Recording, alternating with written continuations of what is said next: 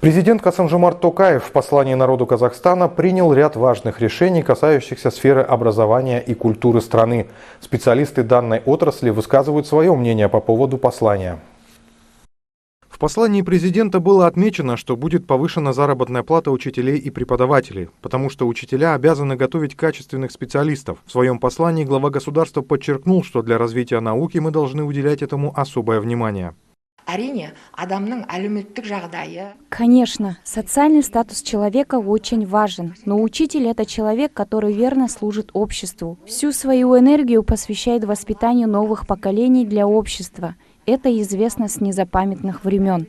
Однако социальный статус и ответственность учителей перед следующим поколением повышен. В послании главы государства подчеркиваются недостатки дистанционного обучения молодежи. Один из них заключается в том, что студенты колледжей и студенты университетов получили больше свободного времени для заработков и уже адаптировались к таким условиям. Эксперт сказала, что если ситуацию не разрешить вовремя, это может привести к падению уровня образования. Это прямой путь к усвоению антиобщественного поведения. Именно поэтому мы стараемся больше влиять на психологию общества. Нам нужно предвидеть такое действие в развитии подрастающего поколения. Наш президент прав.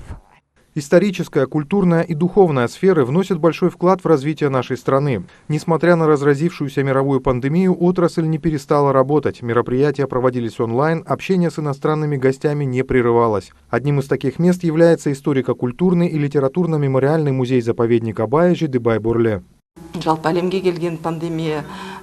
В условиях пандемии, охватившей весь мир, сотрудники музея подняли свою работу на совершенно другую степень.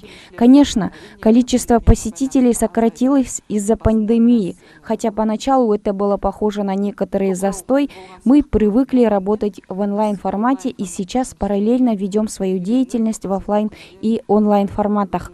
И вы знаете, что в нашем музее произошли большие изменения. Это, конечно, забота нашего правительства о творчестве и о наследии Абая.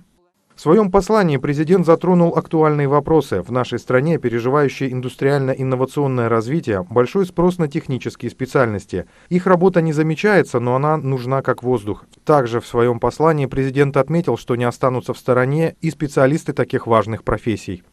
Евгений Проскурин, Рустем Хайратуллы, Адильжан Бейсингазинов, телеканал «Семей».